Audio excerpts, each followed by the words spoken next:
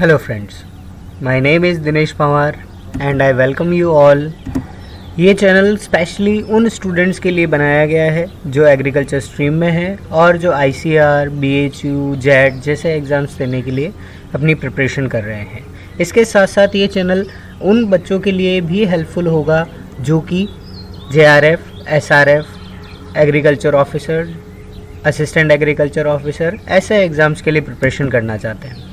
तो आज हम बात करें रेवोल्यूशंस इन एग्रीकल्चर। रेवोल्यूशन या क्रांति जिसे हम कहते हैं, जो एग्रीकल्चर में अभी तक जितनी भी हुई है, जिनकी वजह से एग्रीकल्चर के अंदर अलग अलग चीज़ों का जो प्रोडक्शन था या क्वालिटी थी उसे बढ़ाया गया। तो आज हम उसके बारे में बात करते हैं। आइए देखते हैं। पहला हमारा जो रेवोल्यूशन है उसे हम कहते हैं ग्रीन रेवोल्यूशन। आपको मैं ये बता दूं कि एग्ज़ाम पॉइंट ऑफ व्यू से ये रेवोल्यूशन आपके लिए सबसे इम्पॉर्टेंट है। सबसे ज़्यादा क्वेश्चंस जो पूछे जाते हैं वो इसी से पूछे जाते हैं। तो बात करते हैं फर्स्ट ग्रीन रेवोल्यूशन। जो टर्म है, जो शब्द है, वो दिया था विलियम गॉड ने। अगर हम बात करें फादर ऑफ ग्रीन रेवोल्यूशन तो ये है डॉक्टर नॉर्मन ई बोरलॉग, और father of green revolution in India it is doctor MS Swaminathan. यहाँ पर इन दोनों चीज़ों को अच्छे से ध्यान रखें क्योंकि इसमें कन्फ्यूजन होता है। अगर इंडिया दिया हुआ है तो ही MS स्वामीनाथन करना है और इंडिया नहीं दिया है तो हमें हमेशा डॉक्टर नॉर्मन ई बोरलॉग का नाम ध्यान रखना है। अगर मेन ऑब्जेक्टिव की बात करें, ग्रीन रेवोल्यूशन क्यों चलाया गया था, तो इसका मेन ऑब्जेक्टिव था increase in food grain production. Bharat के अंदर फूड ग्रेन या जो हमारी खाद्यान्न फसलें हैं उनकी सेल्फ सफिशिएंसी नहीं थी, तो उसको बढ़ाने के लिए, उसको पूरा करने के लिए इस रेवोल्यूशन को बनाया गया था। Green revolution was started in India in 1966-67, इसके आसपास यहाँ पर स्टार्ट किया गया था। कई जगह आपको ये 1965 भी मिलेगा। State selected for green revolution India, ये एक इम्पॉर्टेंट क्वेश्चन जो ICR ने भी पूछा हुआ है कि इसे स्टार्ट कहाँ पर किया गया था। तो ध्यान रखें, पंजाब और हरियाणा ये दोनों स्टेट हैं जिन्हें ग्रीन रेवोल्यूशन के लिए सबसे पहले सेलेक्ट किया था। अगला आपका जो क्वेश्चन है वो BHU के अंदर पूछा हुआ है, agriculture minister of India during green revolution. तो उस टाइम पर एग्रीकल्चर मिनिस्टर थे C सुब्रमण्यम, चिदम्बरम सुब्रमण्यम। नेक्स्ट हम बात करें crops which are most benefited by green revolution. तो यहाँ पर ध्यान रखेंगे हमारे पास दो क्रॉप्स हैं, एक है वीट और एक राइस। लेकिन अगर दोनों अलग अलग ऑप्शन में आ जाती हैं तो हमें ध्यान रखना है सबसे ज़्यादा राइस को इसकी वजह से बेनिफिट हुआ था, वीट सेकंड नंबर पर है। नेक्स्ट बात कर लेते हैं उन दोनों क्रॉप्स की जिनको ग्रीन रेवोल्यूशन में हमने यूज़ किया था, that is wheat and rice. तो सबसे पहले इनकी इंपॉर्टेंट वैरायटीज़ जो हमने इंडिया के अंदर यूज़ करी, जिसे इंपोर्ट किया गया, तो एक थी वीट की लरमा राजो और दूसरी थी सोनारा 64। और सेम वही बात करें राइस के लिए या पैडी के लिए तो वो थी IR 8। वीट की हम बात करें, इसे इंपोर्ट कहाँ किया गया था, तो यहाँ पर इंपॉर्टेंट मार्क करें, ये वापस से एक क्वेश्चन बनता है। CIMMYT, Mexico. सिमिट है international wheat and maize improvement centre.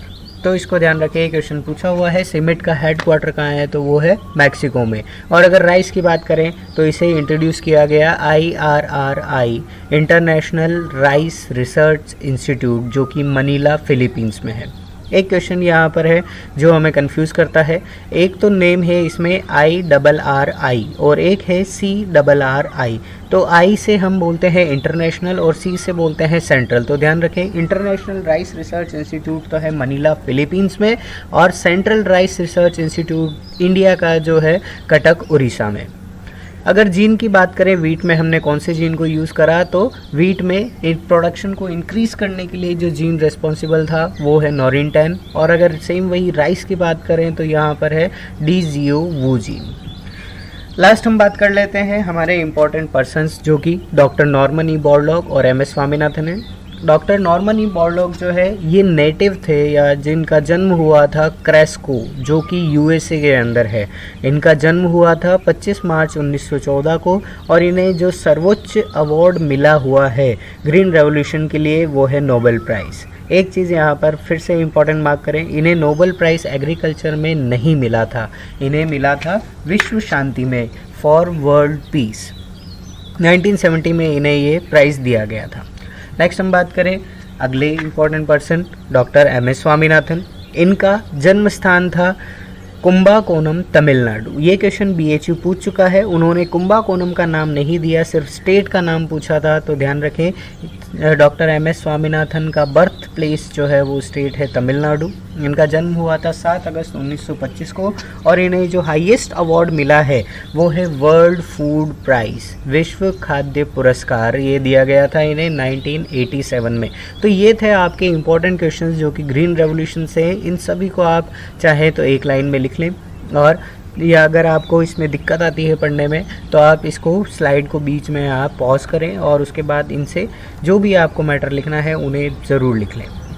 Next हम बात करते हैं अगला रेवोल्यूशन, वाइट रेवोल्यूशन। अपने नाम से ही बताता है वाइट मिल्क होता है, तो इसी से ध्यान रखें वाइट रेवोल्यूशन रिलेटेड है मिल्क प्रोडक्शन को इंक्रीज करने में। अगर बात करें वाइट रेवोल्यूशन के फादर की तो ये है डॉक्टर वर्गीस कुरियन और इन्हें हम मिल्क मैन ऑफ इंडिया भी कहते हैं।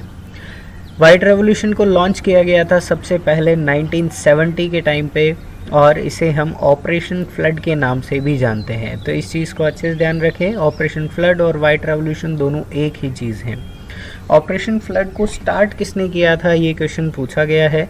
तो यहाँ पर ध्यान रखें, फिर से एक इंस्टीट्यूट आपके सामने आ रहा है, नेशनल डेयरी डेवलपमेंट बोर्ड, जिसका हेडक्वार्टर है आनंद, गुजरात में।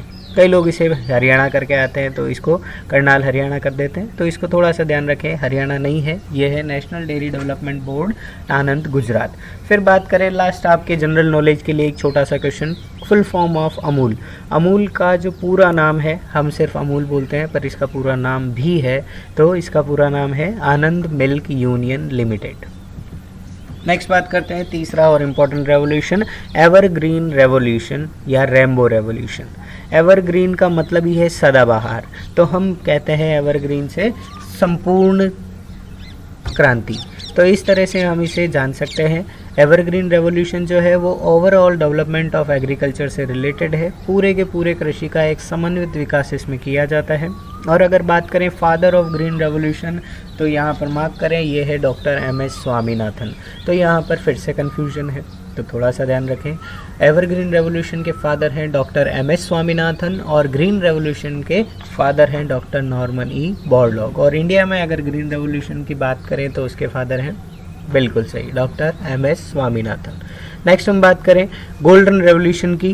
गोल्डन रेवोल्यूशन को सब जानते हैं कि ये फ्रूट प्रोडक्शन से रिलेटेड है, लेकिन कई जगह पर ये चीज़ मैंने देखी हुई है, इसको आप ध्यान रखें। फ्रूट प्रोडक्शन या हॉर्टिकल्चर से रिलेटेड होने के साथ साथ ये हनी प्रोडक्शन के लिए भी रिस्पॉन्सिबल है। और फादर ऑफ गोल्डन रेवोल्यूशन की बात करें तो ये है निरपक तुतीज, जो कि इंडिया के थे। फिर बात करें पीरियड ऑफ गोल्डन रेवोल्यूशन, इसे कब लॉन्च किया गया, तो इसे 1991 से 2003 के बीच में इसे लॉन्च किया गया था। हनी प्रोडक्शन के लिए हम यूज़ करते हैं हनी बीज को। तो एक क्वेश्चन आपसे, हनी बीज के रेयरिंग को या उन्हें पालने को हम क्या कहते हैं, इसे कमेंट बॉक्स में कमेंट करके ज़रूर बताइएगा। नेक्स्ट हम बात करें ब्लू रेवोल्यूशन।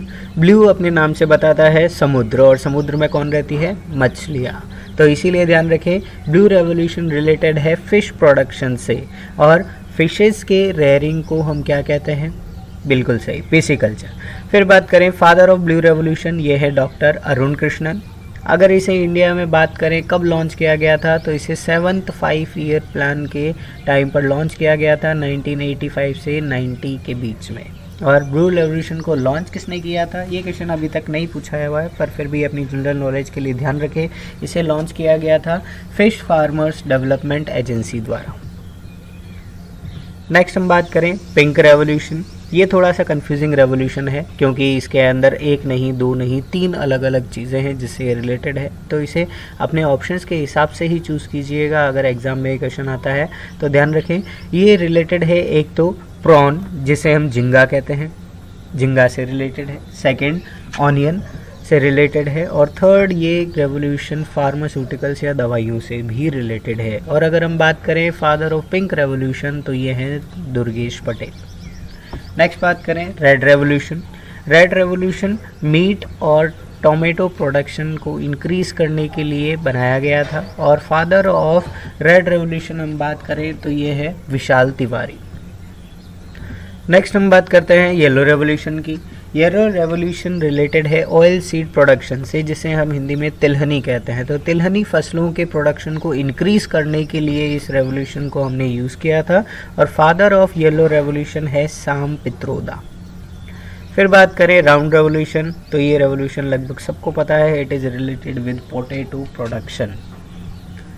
नेक्स्ट हम बात करें silver revolution. Silver revolution related है एग्स या पोल्ट्री के प्रोडक्शन को इंक्रीज करने से।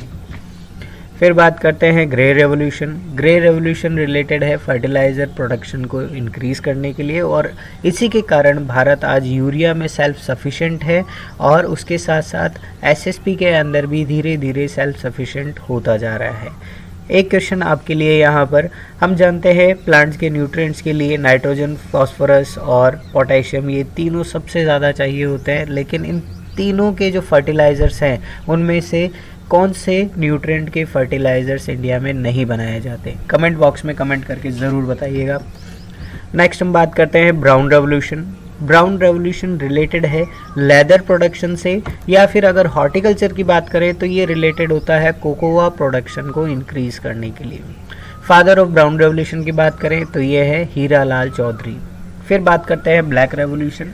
ये रेवोल्यूशन है ब्लैक गोल्ड, जिसे हम कहते हैं वो ओपीएम है, पर यहाँ पर थोड़ा सा अलग है, इसे ध्यान रखें। ब्लैक रेवोल्यूशन रिलेटेड है पेट्रोलियम से या क्रूड ऑयल मींस कच्चा तेल। तो कच्चे तेल के उत्पादन को इंक्रीज करने के लिए जो रेवोल्यूशन बनाया गया वो है ब्लैक रेवोल्यूशन।